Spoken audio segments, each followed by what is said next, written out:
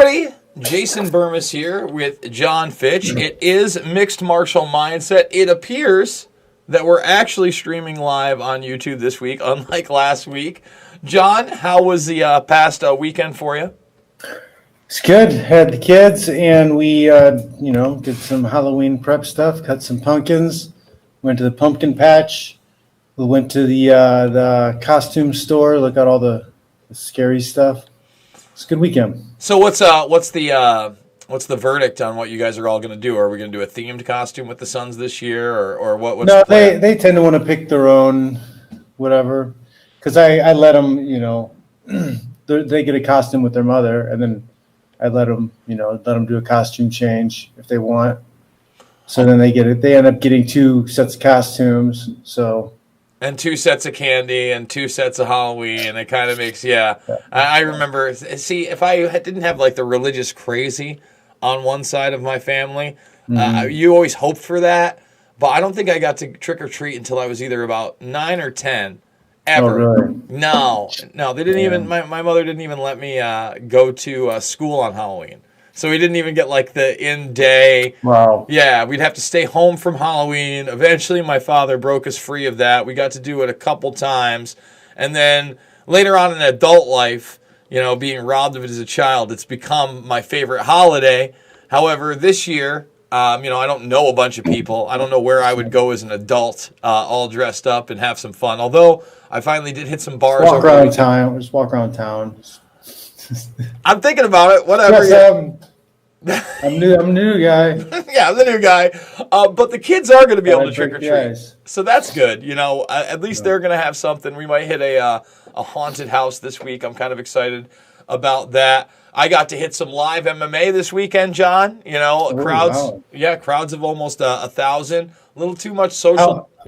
How was it socially distanced? Was it tables set up different ways? It's exactly what they did. So, probably they were only allowed, I think, about a third of the capacity that they were allowed prior. It was caged aggression. You could watch it on cagedaggression.tv. So only like 30%, 33% of normal? Yeah. Okay. So that cuts into, obviously, the fighter's pay that probably isn't the best anyway. The way they had it set up is that the tables were socially distanced, and they were the main thing other than general admission.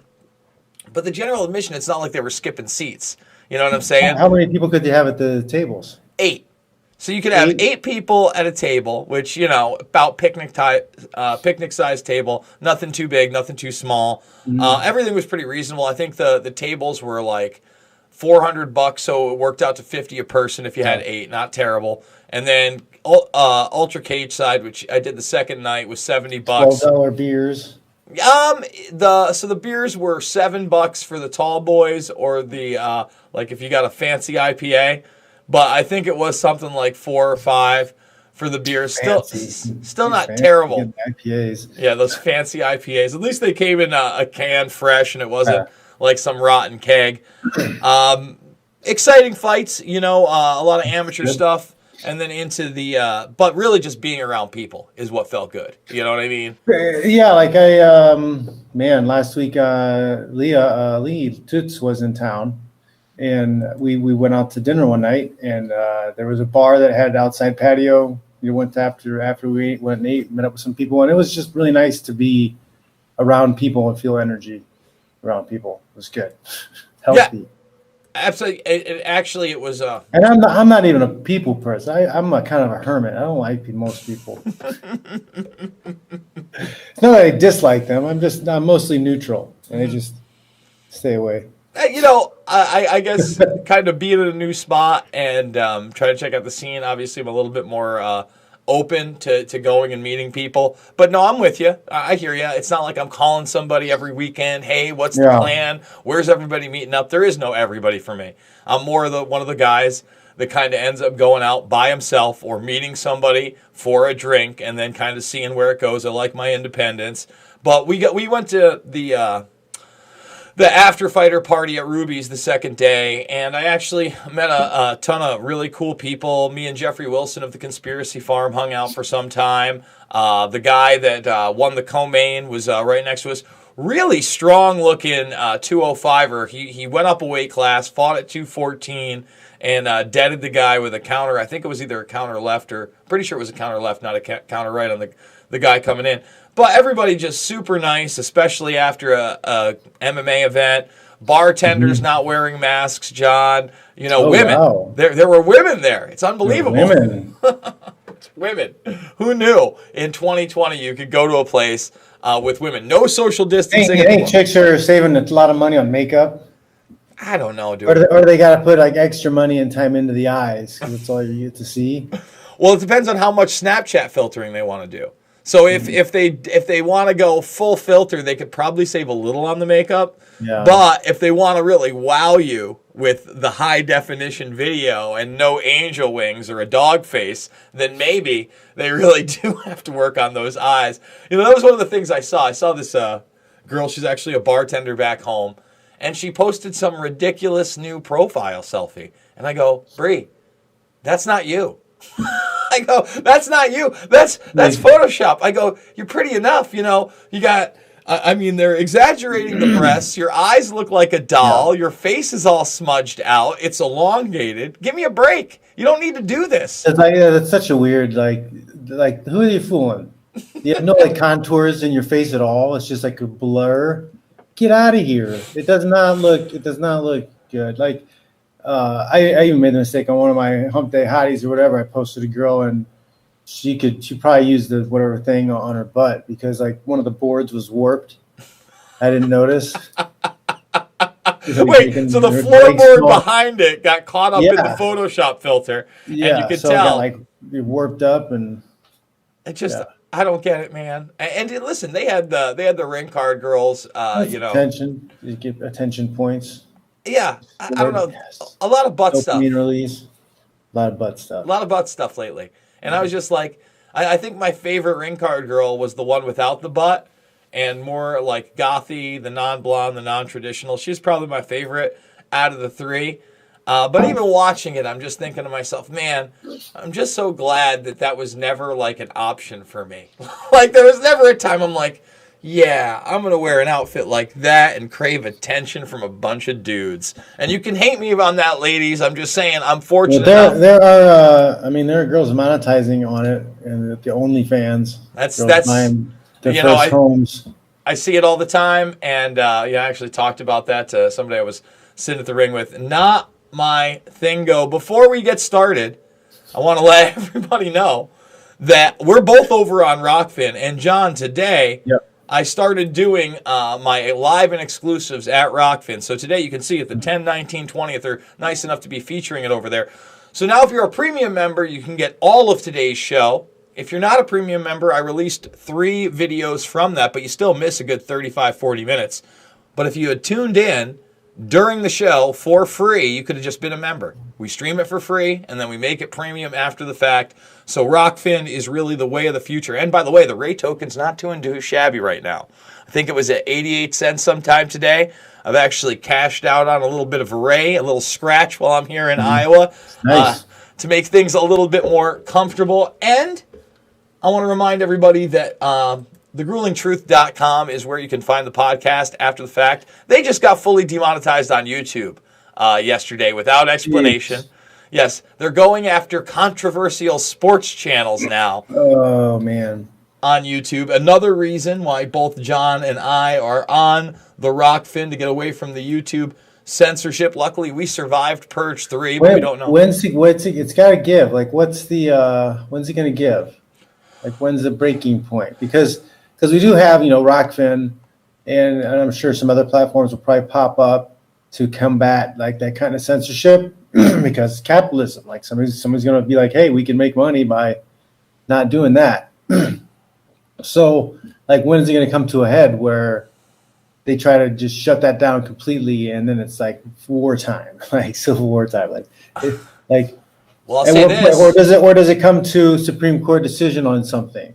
Well, on the Supreme Court decision thing, dude, it's like, when's that happening? I'm waiting. I'm waiting on the Department of Justice to do something to Facebook, Twitter, and Google. Yeah. It isn't happening. Let's just be honest. Any of the monopolies. Yeah, It's not happening. Like, hold your breath all you want. For instance, even today, America's Frontline Doctors put a part 2 out. The doctors that were out in front of D.C. So they went out in front of D.C. again. I watched their presentation. It was excellent. I agreed with every single thing they said. They put out real facts, and I go, look, posted on Facebook, I go, it's only a matter of time before this is fact-checked by Facebook or taken off completely. And I go, that's fine because it doesn't make it untrue. We all know Facebook's track record is complete and total shit. And just this week, Twitter and Facebook tried to censor what? The Hunter Biden email story, saying that the emails themselves were unverified. Well, guess what, motherfucker? They're as real as it gets. And they're as dark as it gets, John. I don't know if you're following that story yet. Have you followed any of it? I heard a brief amount of it, but then they said that it was thoroughly debunked, but they didn't say how. There's no debunking.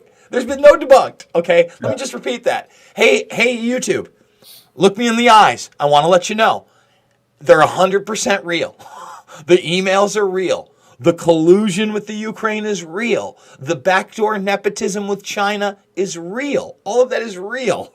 All right. Now the only question is, what's on the dozens of videos that we know about now, other than the one sex tape?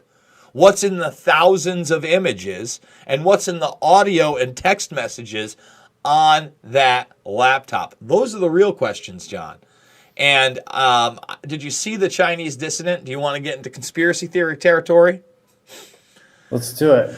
So here's where we're not quite ready to go here at the Burmese Brigade, but we have to report on it. Number one, the FBI has apparently had this laptop since December of 2019. Let me repeat that. The FBI they've been on this thing for 10 months. This whole time, supposedly. They allowed a what do you call it? With Trump, they went that whole spiel. They allowed the Russian collusion argument. The Russian collusion stuff, and then the Jesus Christ, the impeachment. Yeah, well, all this went down while they already had this email, and they knew how. Well, if you look at the Ukrainian impeachment, right, that takes place at the end of last year, and supposedly they at least had the Hunter Biden laptop since December of last year. So yes, the impeachment itself and the Hunter Biden laptop, which would have been relevant to the impeachment, 100% relevant, was completely obfuscated, not talked about at all. Now, here's where it starts to get really dark. The FBI's, one of their top child porn lawyers is involved in the case investigating the laptop. All right? Now, this is where it gets a little murky. 3 weeks ago, a billionaire Chinese dissident, how he's alive, how legitimate he is, I don't know, puts out a video that people were sending me 3 weeks ago of him talking about how the Hunter Biden email or the Hunter Biden laptop existed, it was going to come out, and that it was the CCP that actually had all the dirt on Biden and filmed these things, which he said was Hunter Biden himself involved in extreme torture and pedophilia. Oh, wow. Now, again, that's just what that person reported. Now, when you get to the mainstream media now, you have the admission of at least one sex tape with Hunter. You have Steve Bannon saying there's a bunch more and that this is a treasure trove. And then you have a reporter with the blue check mark from OAN saying that it has Hunter's quote-unquote underage obsessions in it. Here's the issue. With the Chinese dissident, with them talking about, obviously, the possibility of CP on here, that stuff could be used to obfuscate all the emails that show out-and-out corruption, nepotism, and illegal dealings of pay-for-play with Joe Biden, China, the Ukraine, and other governments. And as important as that is, John, we saw what happened with Pedogate, a.k.a. Pizzagate, all those crimes that Podesta and Hillary had taken part in that didn't have anything to do with child abuse were never even looked at. And they were immediately obfuscated and then, of course, debunked by the mainstream. So I think that that's going to be their playbook. Sleepy Joe, Zombie Joe. Rinse, repeat. Yeah, they did. That's the thing about what they did already. They already said the emails were fake, and now they're pivoting to a Russian intelligence operation. Like, and if the people want their team to win really bad, so they want that team to win really, really I bad. want So to believe. before we get to the fights, I think you did watch the fights. I actually turned off John Fitch Knows Nothing last night because you were starting to recap, and I hadn't caught the main card yet. I do want to remind everybody I'm fully demonetized on this spoilers. Oh yeah, I didn't. I had to turn it off. No spoilers for Jason. They were good fights too. We'll get to them in a moment. The GoFundMe. If you truly like what I do and you want to see me do it multiple times a day, that's how we're doing it. $5, $10, $15. It means the world to me. Big donors. Couldn't do it without you. So, Ortega looked amazing against John Sung Young. And it wasn't like the Korean Zombie was just giving him the fight. He was stepping in there on the counters, trying. Ortega looked good. The swinging elbow was like the move of the fight. But yeah, I don't know. I had it built up in my head as bigger. It was going to be bigger, and I don't know why. Because of the Rock and Sock'em robot fights Chan Sung Young's been in before? Maybe a little bit more, Ortega just outclassed him. No, he did outclass him. I like the fight. I thought it would be a little bit more competitive, I guess. I don't know, man. It wasn't like a beating at all. I don't know. I thought that Brian Ortega, should on paper have the fight. Korean Zombie likes to come out and be quick about things. He didn't have the 2-year layoff. That was the one. Yeah. Well, he had some surgeries too, right? They were talking about how he got some surgery done. And the last time he was in there against Max Holloway, he looked awful. He got picked apart badly. That was, and there were other fights before that where Ortega was clearly losing the 2 prior rounds and pulled out a submission, pulled out a finish, pulled out a last-minute victory against top 15 guys. This was just the complete opposite. From start to finish, he seemed in control of this fight. Chan Sung Young came out. It looked like he was trying to get him to mix it up back and forth, but Ortega, who had the length, just kept backing up when he needed to, hitting him with a 1-2 piece, keeping him at a distance. And really the only time that Ortega, in my opinion, got clipped at all was when it wasn't that 1-2 piece, when he's stepping in with the 3rd and 4th strike because he had connected, doing the right thing. And Chan Sung Young was kind of just wildly throwing, and every once in a while would hit him with a hook or an uppercut, and I'd go, ooh! But he took every one of them. The big ooh moment, like you said, was that spinning back fist where he didn't catch him with the elbow, he didn't catch him with the fist, he almost caught him with all of his forearm, planted him, and I don't know if you've seen the headlines yet today, but the Korean Zombie says he does not remember the last 3 rounds of the fight. Yeah, I did see that. What are your thoughts on that? Everything after that elbow.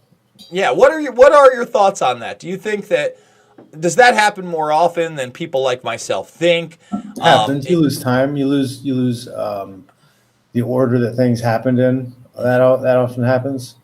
But whatever, it's part of the game. I mean, you're messing with your brain. There's a lot of other stuff going on too at the same time, so it's a high stress environment, a lot of stuff's going on.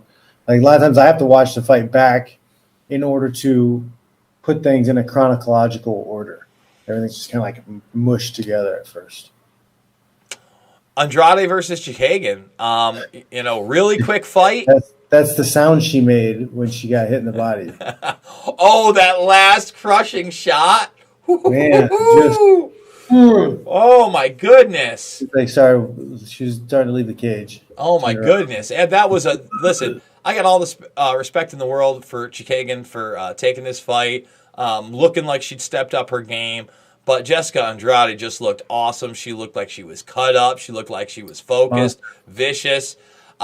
She almost looked like a mini cyborg in that fight, in my opinion. She was pressing her up against the cage when she was grappling with her, trying to make distance. Yeah, she mauled her. Created a little bit of space, pop right in the belly. It was good. Oh, man. And then, that last shot was right at the cusp of the end of the round, right? I think it was like 4:54. Yeah, 4:54, where there was less than 10 seconds. But she curled up into a ball after that last body shot. She didn't even pretend to I'm fine. She just turned around. It's like, going home. Turned her back on that one. Jimmy Crute steps in there and gets the quick KO. What'd you think Pretty about good, Jimmy? man. He was impressive. I want to see more of that guy. I agree. He is impressive. He looked really strong, really great. Again, you got to kind of take it with a grain of salt right now. Really good move. Really good movement. Great movement on the feet. He looked awesome. Krauss versus Silva. This was actually a pretty fun fight, back and forth. Krauss takes the decision. I really thought it was closer than the judges had it. I wouldn't have been surprised on a split. But a lot of stand-up in this fight between Krauss and Silva, and a lot of back and forth. It was an exciting one. And then same thing with Almeida, another decision. Almeida Martinez. I thought that was a close fight too, although I think I did have Martinez edging him out. There was one prelim I wanted to go over. I think it was the very first prelim, the very quick KO TKO of Nurmagomedov. Did you catch that? I did not catch that one. Oh my God! I started watching it, I don't think. Dude, it was the first fight of the night, and he came out there and he scooped, boot, and boogied, and got Striegel out of there quick. So to the point where he could get another fight next week. There's no doubt about it. He was spent less than a minute in there. UFC, let's turn that fight around. I'd love to see it. Let's preview Khabib versus Gaethje. Khabib versus Gaethje. What do you think? I mean, I haven't got to see Khabib, so I don't know what's going on. But he's got his people around him. We didn't have him here at all for his camp, so he's been out that way. So he's probably gonna have an easier time adjusting to climate and everything. Yeah, it's hard for me to say that he wouldn't be anything other than his usual self. But I haven't seen him. I think he's gonna be able to get it done. But Gaethje keeps getting better, so if they had a rematch, I don't think it'll be an easy fight, but I do think Khabib will find a way inside. And it's an early one, by the way, folks. So if you're looking to catch it, we're talking about 1 p.m. Central Time. So that's 2 p.m. Eastern. That's main card. A guy like me, 9:30 p.m. Eastern Time. Yes. Main card. Oh wow. So early prelims start 9:30 a.m. Central Time. So 8:30 a.m. 8:30 a.m. For the first fight on Saturday Eastern Time. I'm going to be there. It's a pretty big card. I'm teaching a seminar that gets over with at like 1, and then I have another thing right after that. It looks like and it's too bad. Look at this. Check this out. Maybe we're catching the replay. Well, what's awesome is we got some cool fights for ESPN Plus or whatever, ESPN 2 I think is where they're putting the prelims, which doesn't make sense to me. I don't care what kind of playoffs you have on. You're trying to sell a pay-per-view, for God's sake. Mm-hmm. I don't care. Like, you're trying to sell a pay-per-view. And a big pay-per-view. Khabib is very marketable. What are you doing? Struve versus Tuivasa. Tuivasa needs this win. So does Struve. A loss for either of them, and I think it's Bellator. But then again, it's the heavyweight division. So they keep never know. Yeah, they knock out or get knocked out, and they're not getting paid that much. UFC will keep using them until they have Alex Oliveira. I don't know who this gentleman is, but they couldn't get a picture of him. But I do know that Alex Oliveira is a tough guy, and he's a perennial top 15. So whoever Shavkat has got his hands full. Sam Alvey versus Dae-Un Young. I love Silent Sam Alvey. He's getting a little long in the tooth. It'd be nice to see him get a win. He hasn't gotten a win, I think, since the Gian Vellante fight. And that wasn't his best performance either. Main card. Look they got a big main card. We got 7 fights on the main card. Is the Anklov Kudaleba fight that rematch from that weird controversial decision where Kudaleba got knocked out, but he was still on his feet and still conscious? Remember that one? I don't remember that one. No. Let's see if that's who he fought. Yeah. Kudaleba. He got knocked out on his feet. It was a bad call by the ref. See, it is 2. So let's see if we can find one. Worst stoppage in UFC history. The stakes are high in this one. But here it is right here. Oh, the guy was faking it? He was wobbly, and you could have called it, right? He's wobbling, and he wings, and he stops it. Remember? That's it. Yeah. Yeah, it was a pretty bad one. That is a rematch I want to see. I agree with that rematch. I thought it was a terrible stoppage. So looking forward to that. Looked like he was just like playing with him. I mean, he was on wobbly legs, but the way he was right after that, he wasn't anymore. You know what I'm saying? No. And he was the last guy to take a swing. I didn't like that one. Khabib versus Lauren Murphy. That looks like a fun fight. Makhachev versus Dos Anjos. We talked about this one last time. This is a great fight. Islam, yeah, it's going to be a great fight. I think so. See if Islam, I mean, he's a tough dude. He's really good. Yeah. So we'll see if this is his chance to break out into the elite. Because some guys, they're amazing guys in the gym, and then they have that trouble breaking into that top 10 spot and staying in there. And again, this is their. I think he's gonna do it though. You think he's got this, huh? All right? So let's see what the odds on this one are. He's super super strong. I mean, he's like another Khabib, but much more slick jiu-jitsu. Let's see what the odds are. Whether I should be putting in my my bets here on behalf of Fitch. So the bet line on that one is minus 340. Wow. So wait a minute. Is minus like he's a 3-1 dog? I don't know. I don't know how it works. It's got to be. Yeah, no, I think he's a 3.5 to 1 dog, and he's a plus 280 for Dos Anjos. Dude, that's a good bet right there. Put 100 down, make 340. I might be making a little Betsky and Hutch on this one on some Fitch insider knowledge. That might be the pick of the week. That's Fitch's smash of the week right there, guys. My smash of the week. I mean, yeah, because Rafael is tough for sure, but he's got some wear and tear, and he's not unbeatable. I think Islam, if he can keep his shit together, he's got the skills to do it. Man, and again, at a 3.5 to 1, that might be one I plunked down $100 on. We're going to have to find out. Volkov and Harris looks exciting. Kind of excited about this one. With these guys, I think it's less. They're both in the top 10. Either one can lose. They're going to get another shot in the UFC. I do think, though, Volkov's time is running out to make a run at the title. You know what I mean? He was so close to being there, and then he gets knocked out by Derek Lewis. Yeah. And he hasn't looked the same since that. Can he get a dominant win over Walt Harris, or is Walt Harris too good? I don't know, man. Is Walt Harris going to try to stand with him, or is he going to wrestle him? Well, if he was smart, he'd try to wrestle him. But then again, you know how these things go. Yeah, exactly. So, I mean, you never know, because there's two versions of each guy. Whitaker Cannonier, that kind of the same problem there. Although Cannonier is a decent wrestler, Robert Whitaker on paper should be the superior wrestler. Also has a lot of hands.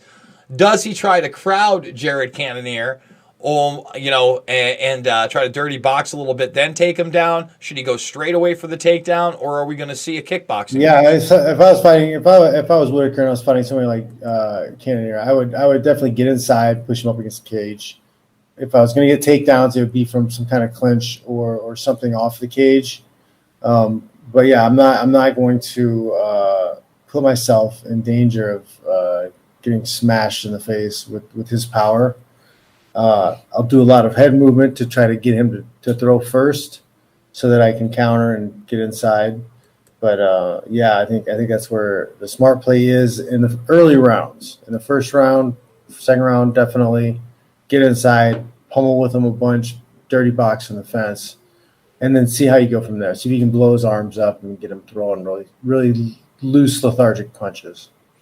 So basically, way to kill when you think you got him gassed a little bit. You know what I mean? A little bit. Yeah. Big muscles, they take a lot of oxygen. And remember, Cannonier's fought as high as heavyweight. Him down to 185. Yeah, he's a big, strong guy, man.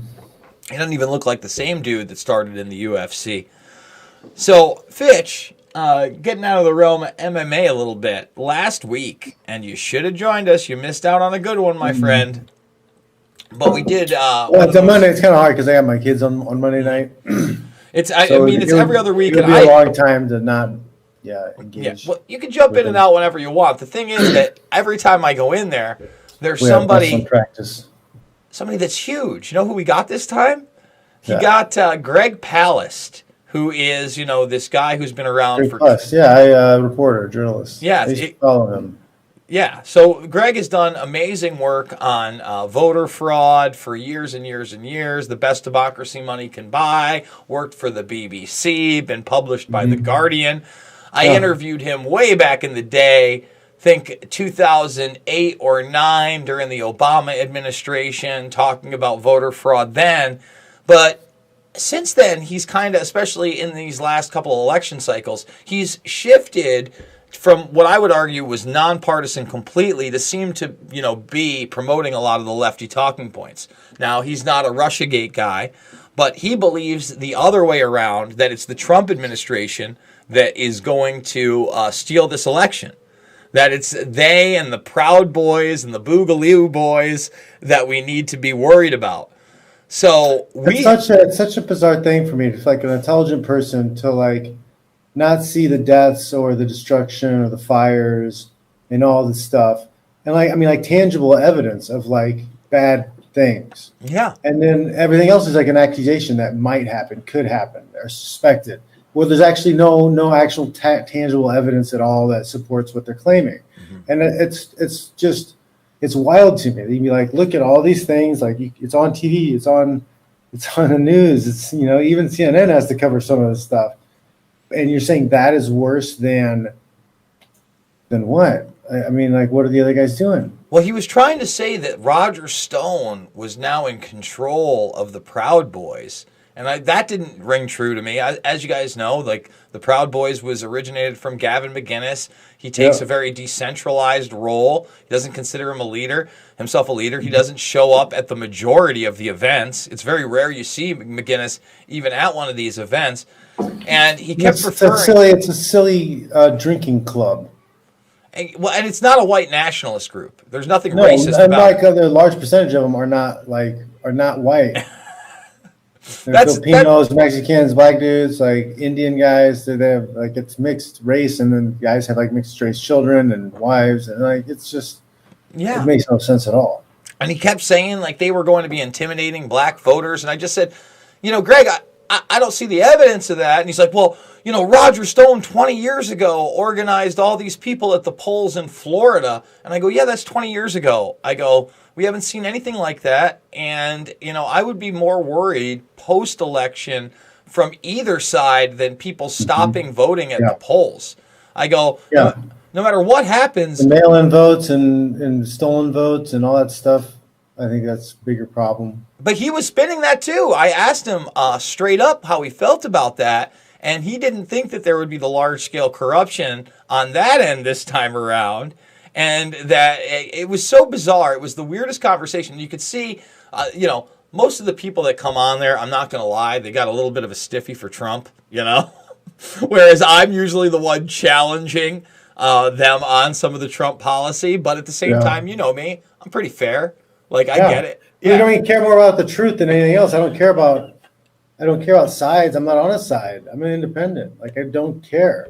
Well, there was an RT guy there. I think I want to look at the evidence and then make a decision about the evidence. Show me the evidence. You had one of those progressive guys. He's been on C-SPAN. I forget who he worked for, but he's got a Pacifica radio show. And if you know anything about Pacifica, where you are. I forget what the other one is, but they lean pretty progressive. You know what I'm saying?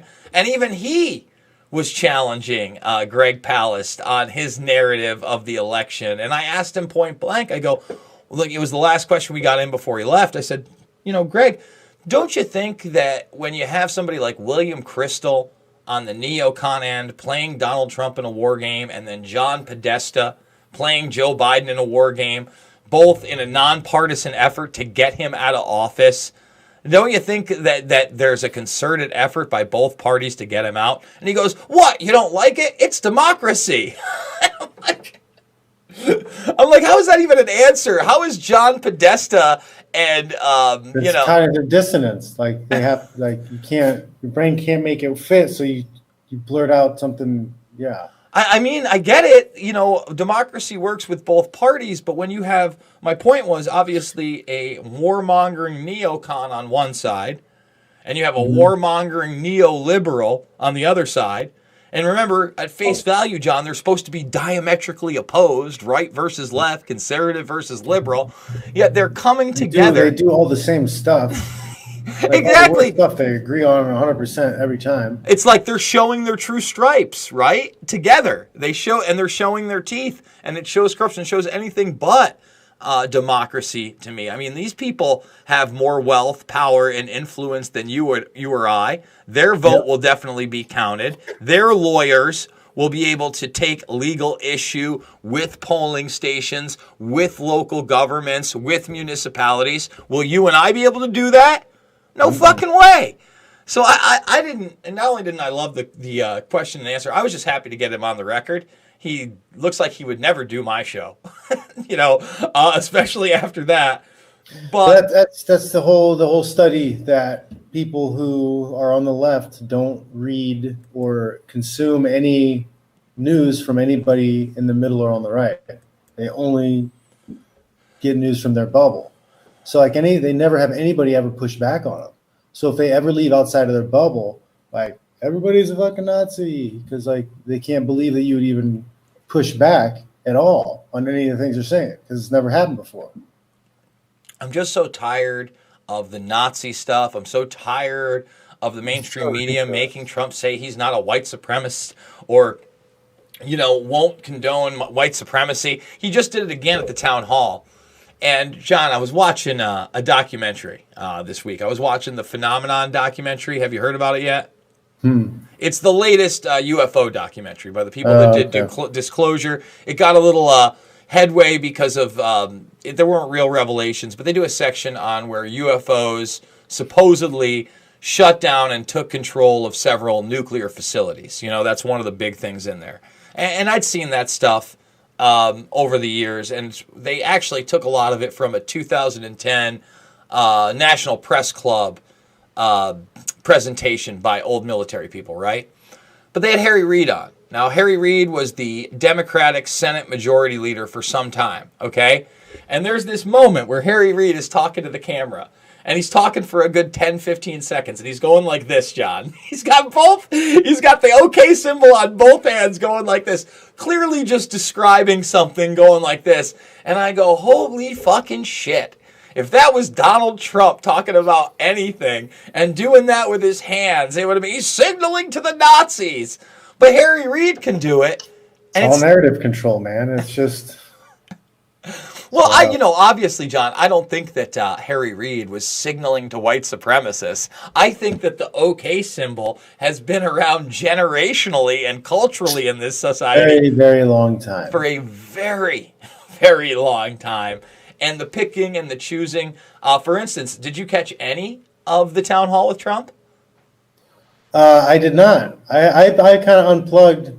I've been, getting home, getting things put together, spending time with kids. I had to, run to Tennessee because my friend was real sick, and then, he passed, so I had to deal with that stuff. So I've been kind of unplugged from news and my Twitter feed really for the last week and a half. So I haven't been keeping up to date with a lot of the news. So and I'm much happier. Well, I'm just much happier that every morning I don't have to put a mask on to go get my coffee. I'm just much happier I can go to a bar and everything's normal and I don't have to put a mask on to get up and piss or sit around and LARP at a table, and that I can touch the people that I'm with or that I'm not with. And if I wanted to hit on a girl, I could do that. All those things are amazing to me. And we're actually going to show one of the fights from Caged Aggression to kind of pony it up. Fitch hasn't seen it. It's got an explosive ending, guys. You're just zooming in there, huh? There you go. You got the crazy zoom. The other thing, so before the town hall got started, it was basically let's lecture Trump on COVID, then let's lecture Trump on being a white supremacist, then let's lecture Trump on Q, which they brought Q up again in the satanic pedophile ring. And once again, they tried to say it to him. He goes, I don't know that. And he goes, you do know that. I just told you. And he goes, wait. He goes, just because you told me something doesn't make it true. He goes, I hate to say it, but it doesn't make it true. And he goes, if you want to waste the entire time talking about Q, go ahead. Tell me about it. And she's like, well, I do want to say one more thing. And she starts bringing up that he tweeted out the bin Laden raid. Okay? Now, if you hadn't seen this, there's new information that the bin Laden raid in Pakistan may have been a setup. It may have been a body double. It may have been all bullshit. And it may have been connected to the murder of SEAL Team 6, which all just mysteriously died, in an accident afterwards. So I'm not going to lie. One of my really good buddies, who I've known for 14 years, he's Next Newswork, Gary Franchi, started with the Lone Lantern Society. He's the one who broke the story with journalist Anna Kate. And then, before Trump tweeted it out, I don't want to say the name that he sat down with, but let's just say one of the top 5 closest people to Trump, if not even closer than that. If he hasn't revealed it, I'm not going to. And it got Trump to tweet out that information, which was deemed false by Facebook. And then YouTube made him pull it, or they were going to give him a strike. By the authority. Yes, by the authoritative sources. They pulled it. And Trump said the right thing. He goes, look, that was a retweet. He goes, the American people can figure it out and decide for themselves whether it was a body double or not. And then the lady goes, what are you doing? You're the president of the United States, not somebody's crazy uncle. And I just want to say it again.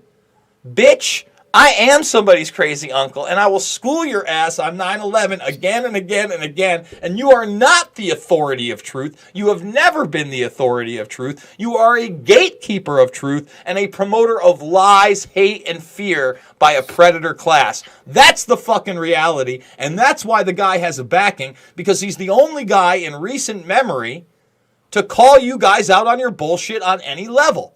So thank God people are doing that. That's all I wanted to say about it. Fitch, I got another broadcast coming up on the Hunter Biden email and so many secrets. Why don't you tell people what you got going on this weekend and where they can find you? I have a seminar this weekend at Indian Land MMA in South Carolina. I will be there on Saturday, the 24th. Seminar starts at 11 to 1. We're covering some fight stuff. Very good time. So that'll be fun. I didn't know that the fights were going to be around a similar time. I know, it sucks they're so early. I have that. People can go to johnfish.net, sign up for the newsletter. And then I have the stuff on Gumroad. I've got a net care guide. I've got a kids wrestling, basic kids wrestling course up there. And then I've got the Fitch Smash resistance band training course. They're all free. But I've had like 400 downloads from those 3 things over the last month. So people dig them. Join the Smash Society, everybody. Check out the resistance band strength training over there. You don't want to just be a member of the Burmese Brigade. You want to be able to smash stuff. The best I've got is my mouth. Okay, he's got elbows. He's got a chokehold. Knees and toes. Yes, he's got it all. And we're both over on Rockfin. Again, tomorrow, I'll be live again, 11 a.m. to 1 p.m. Eastern, free. Go make the free account. Go make the free account. Go make the free account. I've got about 1 in 10 of my subscribers over there, and I thank you for that. And remember, if you want the premium content, if you missed it, you're not getting all of it at YouTube anymore. You're getting it all over there. And then again, if you're a premium supporter of John Fitch, you get all of Jason Burmis. You're a premium supporter of Jason Burmis, you get all of John Fitch. You're a premium supporter of Askren, you get it all. Askren, Dorr, Iverson, House, so many people, Sam Tripoli. Make sure to thumbs it up, subscribe, and share. The GoFundMe's down below. I couldn't do it without you guys. We will see you next week on Mixed Martial Mindset. John, can't wait to talk to you post Khabib. We'll see you next week. All right, guys. Check you later. All right, Fitch. Later on, my friend. We'll see you guys all on the flip.